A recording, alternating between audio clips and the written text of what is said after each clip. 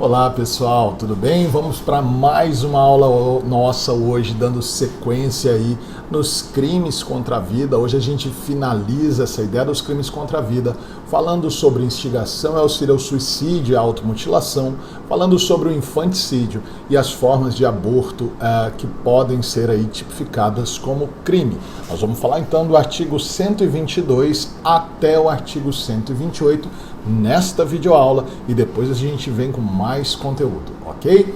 Muito bem, você também vai receber essa apostila em PDF, tá aí para você fazer o download, e a gente vai começar falando sobre o crime do artigo 122. O artigo 122 traz o crime aí de induzimento, instigação e auxílio ao suicídio, e agora acrescentado no pacote anticrime ou a automutilação. Então, o texto do artigo 122 é esse: induzir ou instigar alguém a suicidar-se ou a praticar automutilação ou prestar-lhe auxílio para que faça isso. Nós temos uma pena modificada, nova, aí, de 6 meses a 2 anos, e nós temos algumas hipóteses de qualificadora prevista no parágrafo 1º, no parágrafo 2º e no parágrafo 3º, uma causa especial de aumento de pena, ok? Fazendo uma análise desse conteúdo, a gente vai ter causa de aumento de pena também no parágrafo 4º e no parágrafo 5º, certo? Parágrafo 6º e 7º vem aí como uma maneira de se aplicar a conexão entre esses crimes, e nós vamos ver na sequência tudo isso aí.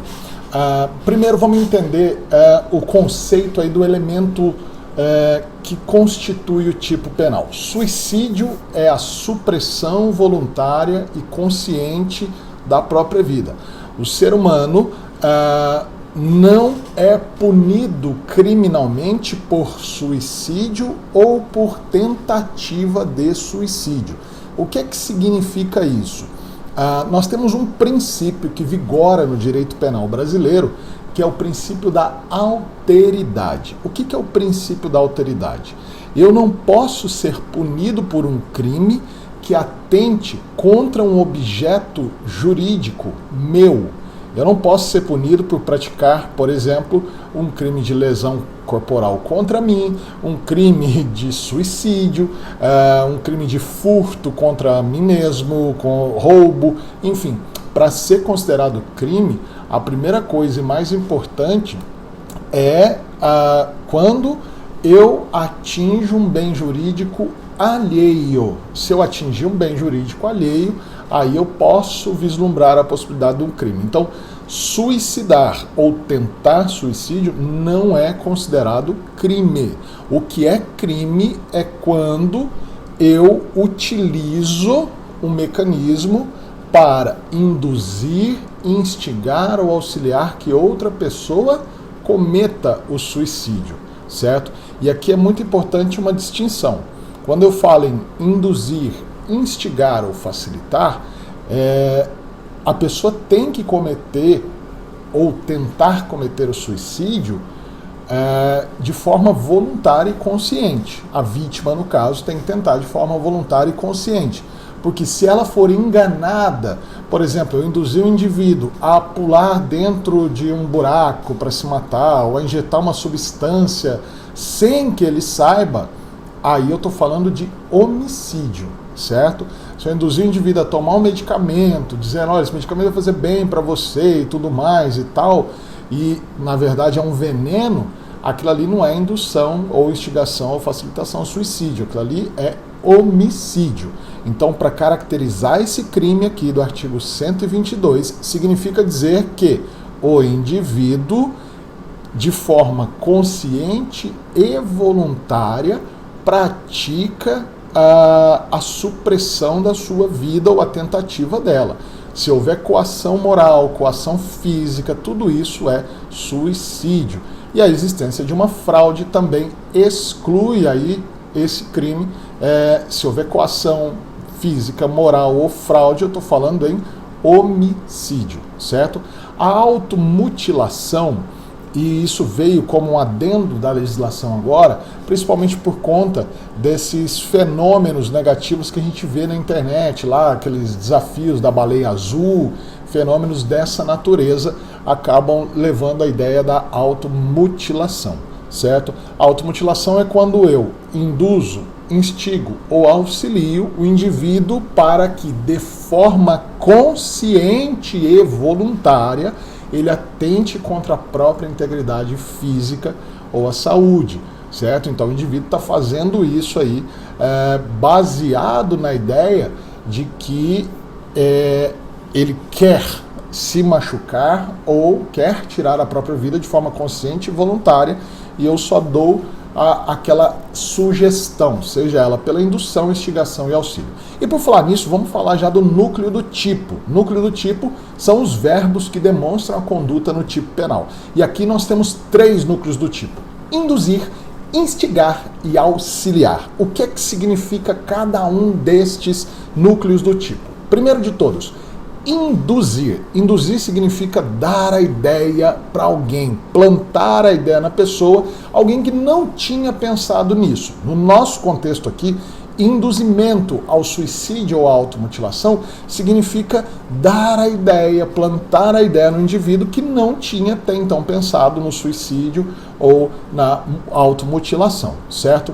Então, o primeiro núcleo do tipo, induzir, significa dar a ideia, criar a ideia na cabeça da vítima. A vítima ainda não tinha essa ideia, ok? O segundo verbo aí do núcleo do tipo é instigar. O que significa instigar? Reforçar uma ideia já existente. É quando, então, o autor do crime verifica, o agente verifica que a vítima já possui a ideia, quer seja do suicídio ou da automutilação, e por conta disso busca reforçar essa ideia já existente na vítima. E quando a gente fala em auxiliar, nós estamos nos referindo aqui à participação material do indivíduo, do agente, do autor do crime, que colabora com a própria prática do suicídio, emprestando a corda, fornecendo a arma de fogo, vendendo veneno, doando veneno. E aqui o auxílio tem que ser um acessório, ele não pode ser a causa direta da morte, certo? A causa direta da morte no suicídio ou da automutilação tem que ser a própria conduta da vítima, ok? Então a vítima já quer fazer, eu só vou prestar um auxílio material. De que forma eu vou prestar esse auxílio material? Eu vou fornecer aí esses mecanismos para que a vítima possa praticar a conduta, ok? Se o auxílio não for material e não for caracterizado como acessório, eu tenho a figura do homicídio. O que significa isso? Eu quero me suicidar, ou eu quero, sei lá, cortar meu braço fora. E aí a pessoa vem e dispara a arma para mim. Aí não é o auxílio, eu estou falando da prática de um homicídio, certo? A pessoa vem e passa a faca no meu braço. Aí essa pessoa está praticando uma lesão corporal e não um auxílio à automutilação. Este crime agora, com a roupagem dada pela lei do pacote anticrime de 2019, traz aí uma forma especialíssima e subsidiária, ao mesmo tempo, em relação ao homicídio e em relação à lesão corporal. Porque neste caso agora, eu estou falando de hipótese, onde o indivíduo, de alguma maneira, colabora para que a vítima tenha essa atuação. Se a atuação do indivíduo for direta, se a atuação do indivíduo, em algum momento, retirar a consciência e a voluntariedade da vítima, ou praticar um ato direto, principal, que não seja acessório, eu vou falar ou em homicídio, ou tentativa de homicídio, ou vou falar em lesão corporal, ok? O induzimento e a instigação, portanto, atuam aí como formas de participação moral, enquanto que o auxílio atua como uma forma de participação material, certo? Induzir, instigar e prestar auxílio à mesma vítima. É possível, eu estaria falando aí de vários crimes. Se eu, por exemplo, eu dei ideia, depois eu reforcei a ideia e depois eu ainda dei a corda para o cara se enforcar. Não, é um crime único, mas realizado aí com uma multiplicidade de condutas, certo? Esse crime, essa conduta, é uma conduta comissiva, é uma conduta de ação, então eu tenho aí, via de regra, o induzir, o instigar e o auxiliar, prestar auxílio aí, como maneiras de ação da minha conduta. Pode admitir a possibilidade desse crime ser praticado de forma omissiva. Vocês vão encontrar isso na apostila aí, um posicionamento do Mirabete, do Damásio, do Heleno Cláudio Fragoso, do Zé Frederico Marques, do Magalhães Noronha. Nesse sentido aí, só se poderia ter uma participação quando, na verdade, houver aí o crime omissivo que exige do agente o fato de atuar nesse caso aí, certo? Sujeito passivo, qualquer pessoa pode ser sujeito passivo. Primeiro, sujeito ativo, né? Quem pratica o crime. Qualquer pessoa é um crime comum. Qualquer pessoa pode praticá-lo, não exige uma condição específica. Já o sujeito passivo, qualquer pessoa que tenha alguma capacidade de discernimento. Isso aqui é muito importante, essa figura aqui. Tá, gente? Porque se, por exemplo, eu induzir um indivíduo que tem retardo mental a fazer isso, ou uma criança que não tem essa capacidade de discernimento aí, nós vamos ver a hipótese do homicídio ou da lesão corporal. E a gente vê isso aí nessas formas qualificadas dos parágrafos desse crime, ok? Aqui nós vamos ter como elemento subjetivo do tipo o dolo direto ou dolo eventual. O dolo direto, eu quero que o indivíduo pratique o suicídio ou a automutilação. O dolo eventual, eu não me importo com o indivíduo caso ele faça isso, né? Eu posso não ter necessariamente a vontade direta que a vítima faça isso, mas eu tenho consciência que a minha conduta pode obrigar esse indivíduo a fazer isso, certo? Bom, tem que ter um nexo causal, obviamente, né? Eu não posso falar do indivíduo que vai praticar uma conduta e seja um fato isolado, por isso há uma dificuldade muito grande se falar, por exemplo, de livros ou músicas que instigam ao suicídio, aí, textos, publicações na internet que instigam ao suicídio, porque se espera aí que tenha um nexo causal, uma relação direta envolvida aí, ok? Não admite a modalidade culposa, o artigo 122 não traz a modalidade culposa para esse caso aqui, certo? É importante verificar sempre essa relação também do nexo causal, ok? A pena para esse crime se dá da seguinte maneira: no caso da morte, a pena é de 2 a 6 anos de reclusão, como a gente viu lá no 122, se a vítima sofrer lesão grave ou gravíssima, de 1 a 3 anos. Então, significa dizer que o legislador não quis punir hipótese de lesão corporal leve e nem lesão corporal culposa.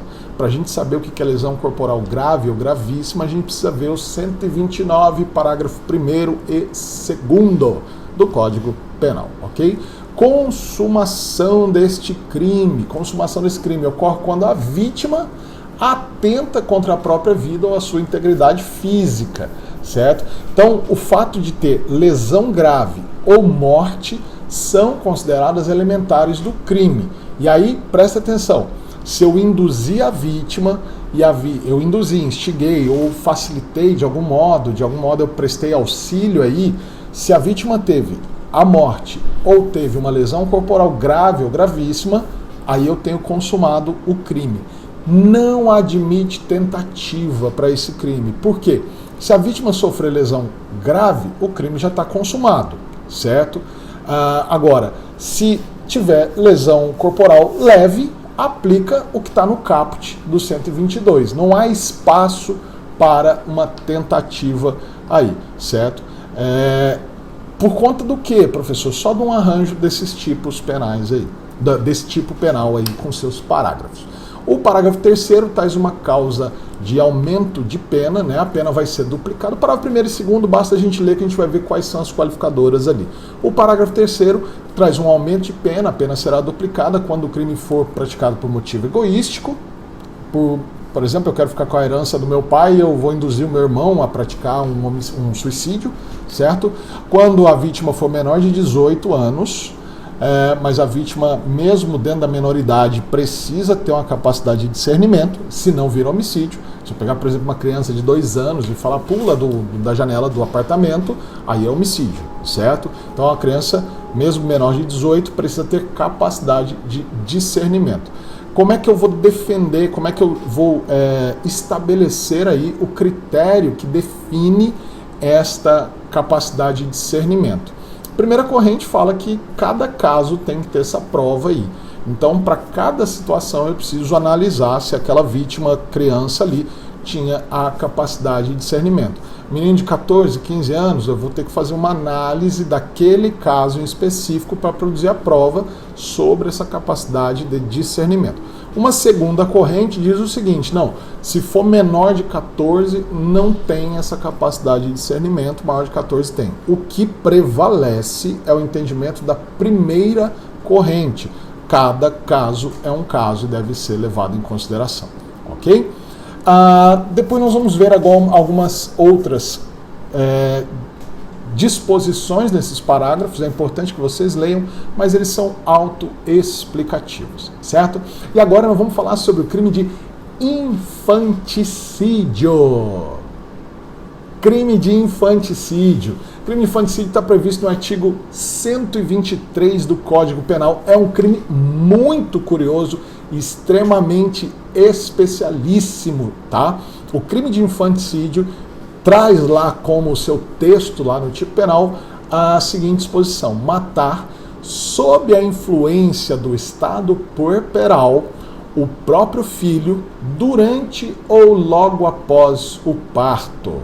Certo? Durante o parto ou logo após o parto, a pena aí de detenção de 2 a 6 anos. Algumas elementares que nós temos que levar em consideração aí no tipo de infanticídio. Matar, nós já falamos o que é matar, aplicam-se as mesmas regras para o homicídio, certo? Significa aí retirar a vida humana extrauterina, a vida que já acontece depois do nascimento, certo? Aplicam-se as mesmas regras de consumação, de tentativa. Outro elementar importante aí é o estado puerperal. O estado puerperal, ou puerpério, é a chamada hipótese aí, que popularmente é chamada de depressão pós-parto. O que é que significa isso? É um estado de alteração psíquica que acontece num grande número de mulheres em razão das alterações orgânicas, hormonais, decorrentes do fenômeno do parto, certo?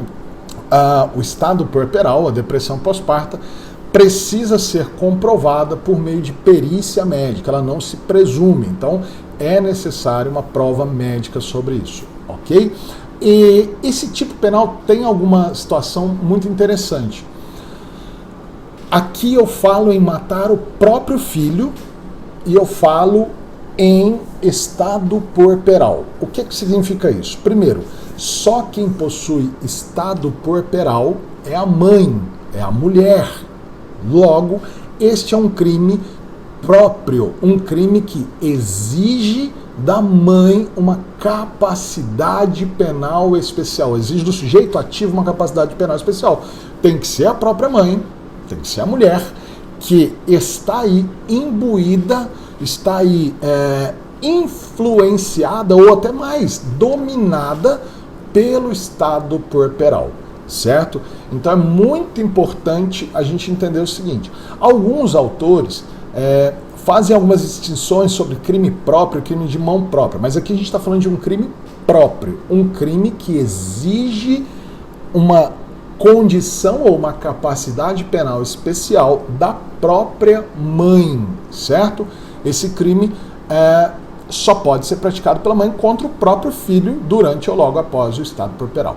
E aí, tem uma pergunta que eu vou colocar no vídeo, mas a resposta está lá na apostila.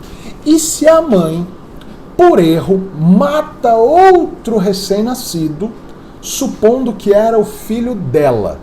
Ela responde por infanticídio ou ela responde por homicídio, certo? Aqui também não se aplicam agravantes genéricas de causa de aumento de pena lá das agravantes por ser contra descendente ou por ser contra criança, ok? Outro elemento que constitui o tipo muito importante aí, dentre as elementares do crime, é durante ou logo após o parto. O que significa isso? É um fenômeno temporal. Exige aí que o crime seja praticado num determinado momento, num determinado período. Considera-se o início de parto o momento da dilação do colo do útero e o fim do parto, o nascimento, certo? Então, quando a gente fala durante o parto, significa aí a prática do crime logo na sequência do nascimento. Porque se matar antes de nascer, certo? Aí é considerado aborto. Então tem que ser, o durante o parto significa, ó, nasceu ali, no momento do nascimento. E o logo após é uma derivação que não tem, é um período, mas não é definido por tempo. Por qual motivo? Primeiro, tem mulheres que não têm a depressão pós-parto, não entram no estado puerperal. Tem mulheres que o estado puerperal pode durar apenas alguns dias, uma semana, podendo chegar aí até a um mês, a 40 dias nesse estado puerperal. Por isso demanda aí a perícia médica para definir isso, certo? Bom, sujeito ativo, somente a mãe pode praticar o crime. É possível concurso de pessoas, por exemplo, o pai pode ajudar a mãe a praticar o crime de infanticídio? Olha que pergunta interessante. Será que a mãe, durante o estado puerperal, que decide matar o seu filho recém-nascido em casa e conta com o auxílio do pai, o pai vai responder como coautor do infanticídio ou o pai vai responder por homicídio enquanto a mãe responde por infanticídio? Essa pergunta vai cair na prova e a resposta está na apostila, ok? A resposta está na apostila. O pai responde por homicídio ou por infanticídio quando auxilia a mãe a matar o próprio filho durante o estado puerperal. A resposta está na apostila e vai cair na prova, não tenham dúvida disso, ok?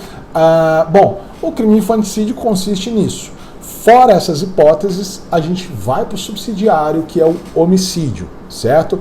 Não se prendam, assim como nós falamos do feminicídio, que não significa que todo crime que mata uma mulher é feminicídio, aqui é a mesma aplicação. Não significa que todo crime em que se mata uma criança seja infanticídio, certo? O infanticídio é uma especialidade. Fora essa especialidade, nós estamos falando de homicídio também, ok? E agora a gente entra aí no último tema dos crimes contra a vida, a gente vai falar sobre o aborto. Nós vamos ver a disposição do aborto nos artigos 124 a 128 do Código Penal, certo? Nós vamos ver 3 formas de crime de aborto aí, dividida em 2 grandes modalidades.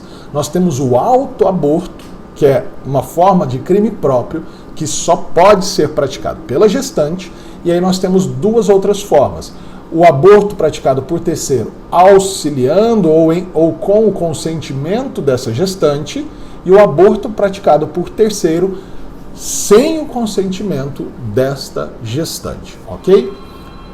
Aborto significa interrupção da gravidez. Aborto significa interrupção da gravidez. E aí, quando a gente fala no crime de aborto, significa isso: interrupção da gravidez, interrupção da vida intrauterina, certo? Nós vamos vamos entender primeiro uma coisa. O aborto pode ocorrer de 3 formas. O aborto pode ser natural, pode ser acidental ou pode ser provocado.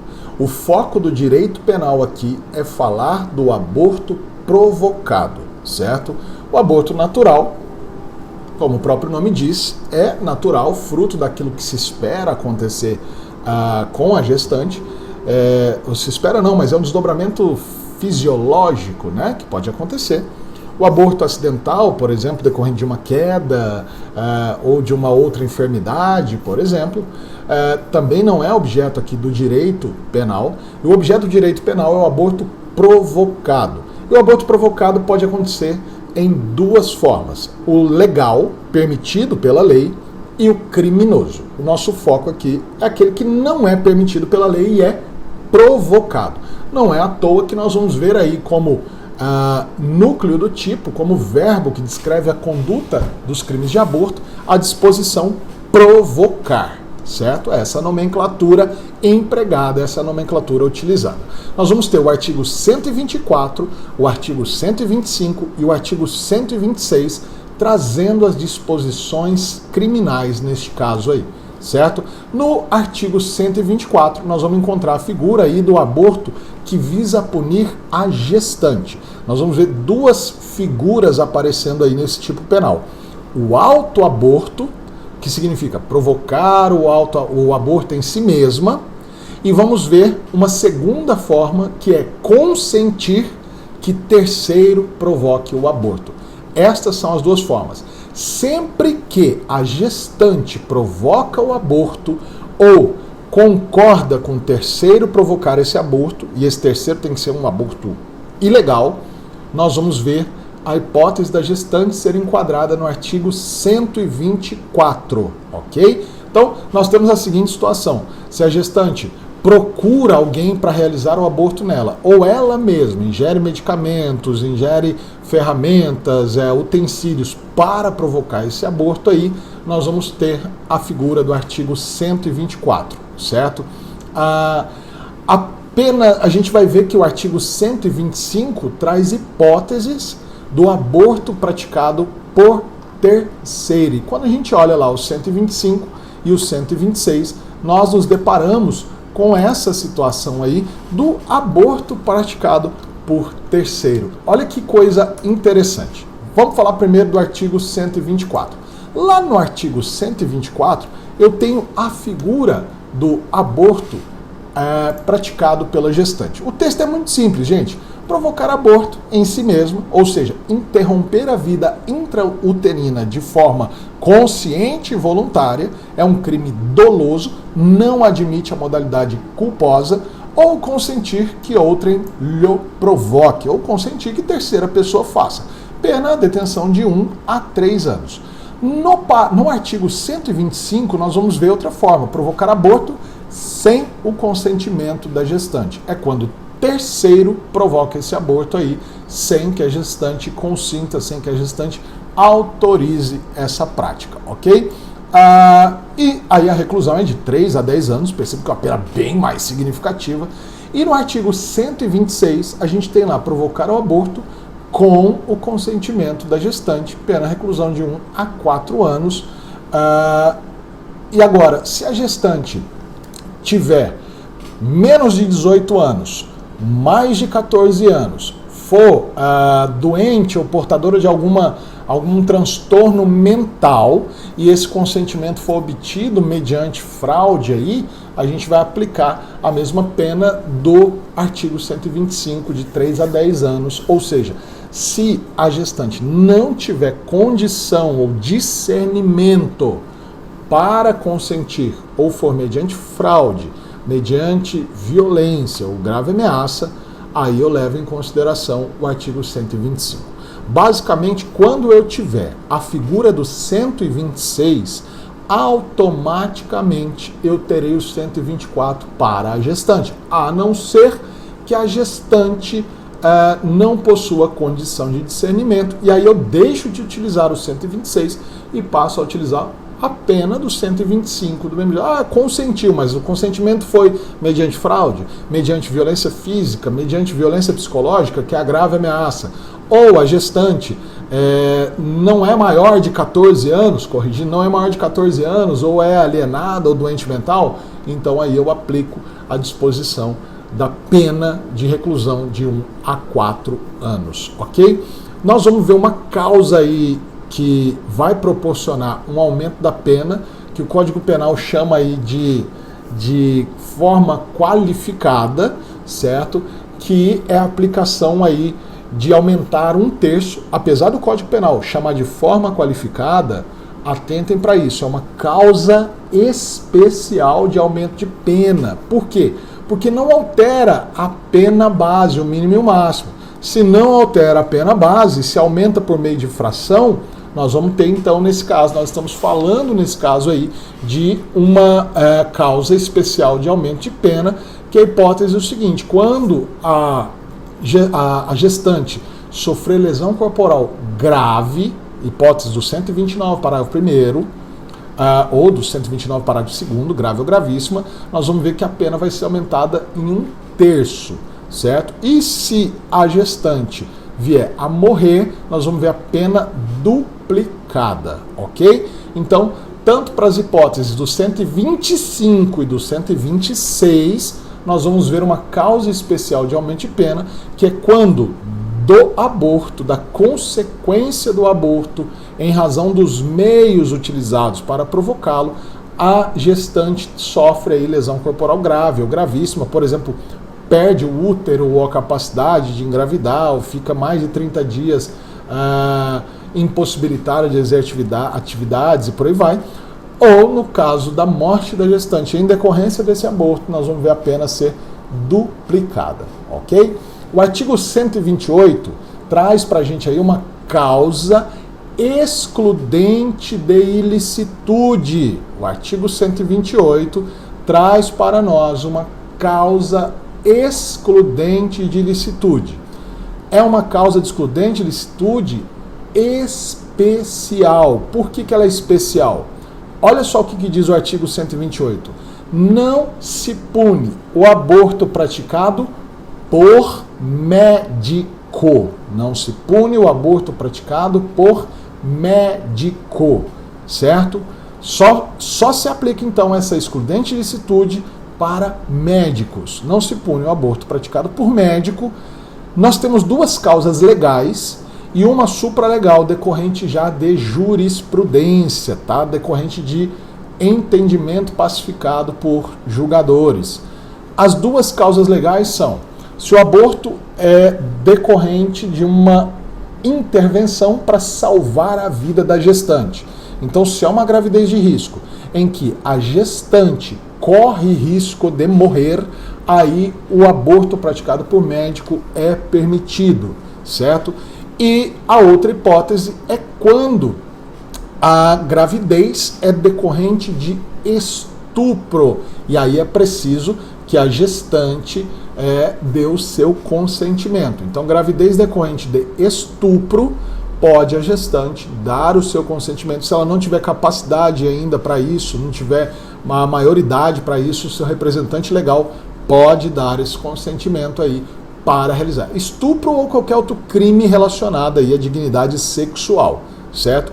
Crime pode ser crime que decorra de violência ou de grave ameaça contra a dignidade sexual, pode ser praticado o estupro, ok?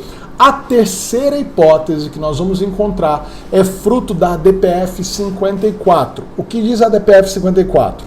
Não se pune o aborto praticado por médico quando o feto for anencéfalo. Isso é uma coisa que já se discutiu muito no Brasil e nós já temos um posicionamento jurisprudencial de que se o feto for anencéfalo ou não oferecer condição para a vida extrauterina, o médico está autorizado a praticar o aborto, certo?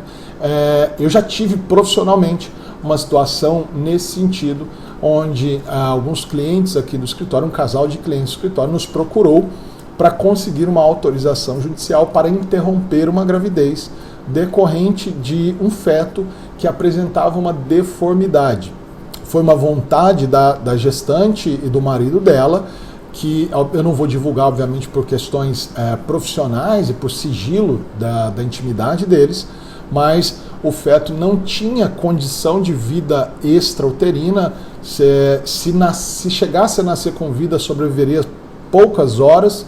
Eu tinha o laudo pericial, o laudo médico atestando isso, e aí nós conseguimos uma autorização judicial para que fosse interrompida essa gestação, certo? Então, não se pune o aborto quando ele é legal. E que hipótese ele é legal?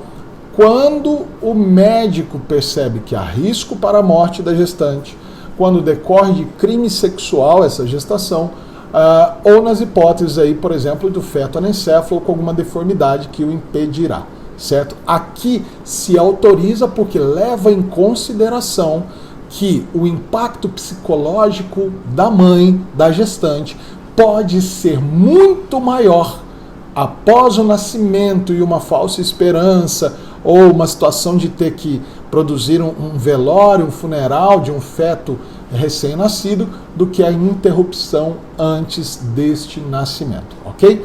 Com isso, nós concluímos os crimes contra a vida e aí nós vamos começar a falar aí dos crimes contra a integridade física e pessoal, especificamente o crime de lesão corporal, ok? Eu espero que até aqui você tenha gostado bastante, tenha aproveitado esse conteúdo para que nós possamos dar sequência nos nossos estudos. Obrigado!